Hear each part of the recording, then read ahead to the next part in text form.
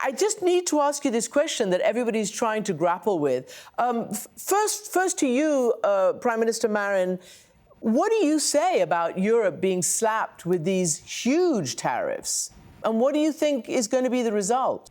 Well, for decades, we have been building the multilateral system, international cooperation, and aiming to free to trade. And now we're entering this world where long alliances have been broken or shattered or shaken in many ways between the US and Europe. And now these very, very sturdy tariffs against not only Europe but all over the world, and entering an age with trade wars is telling us a very different story than we were building for a long time.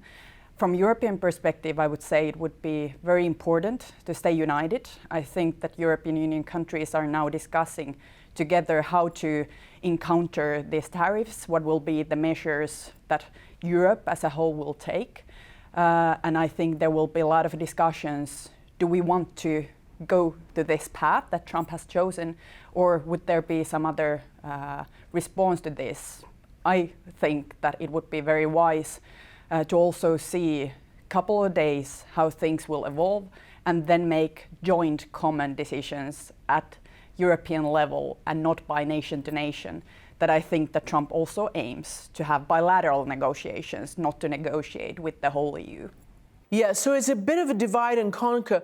President Santos, I want to ask from your perspective, because one of the first crises, I guess you would call it, shortly after President Trump's inaugural, was with Colombia, when he insisted on sending, plane loads of deportees in shackles. The current president was furious. He barred the planes from landing. Trump then slapped a 25% tariff on Colombia. Anyway, all these threats and etc.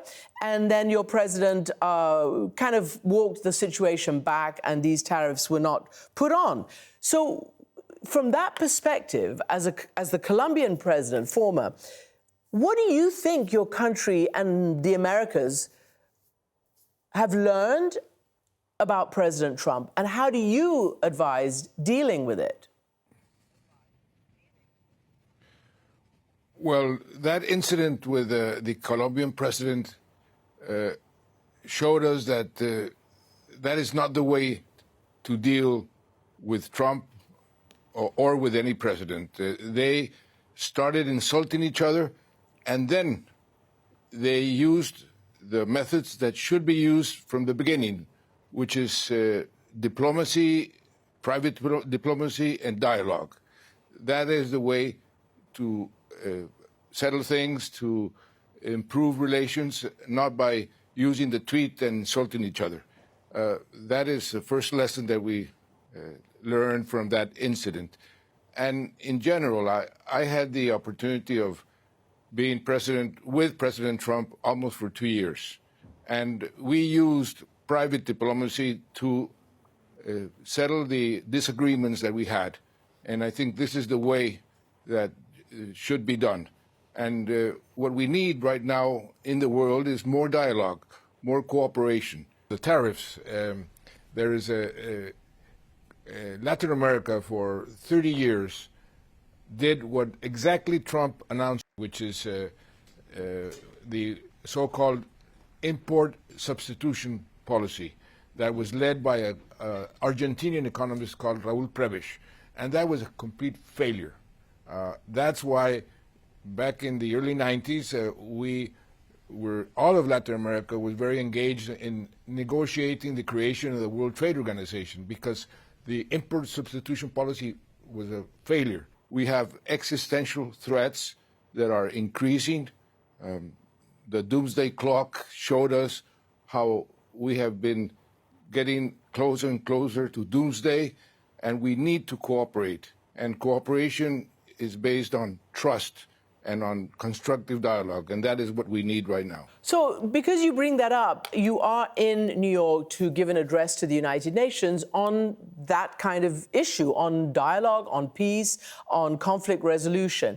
So, tell me what you're going to tell the UN. What is your vision of it at a time when, honestly, there doesn't seem to be that there's any space for dialogue. It's not just Trump, but he's the main, leader, sort of the bull in the china shop. But everywhere else you see wars and very little dialogue. Well, unfortunately, the multilateral system is being weakened. What we're seeing is countries not abiding by the rules that they had established, and we need to then reform the system, not do away with the system. We need to reform it through dialogue, and this is what I think all the countries, not only the rich, powerful countries, but all the countries should do. Engage in a reform discussion about how to make the world order more applicable to today's world, because it is a reality that the world order that we are having now was based or is based on a world that was different 50, 60, 70 years ago. But we need to reform it, not to abolish it.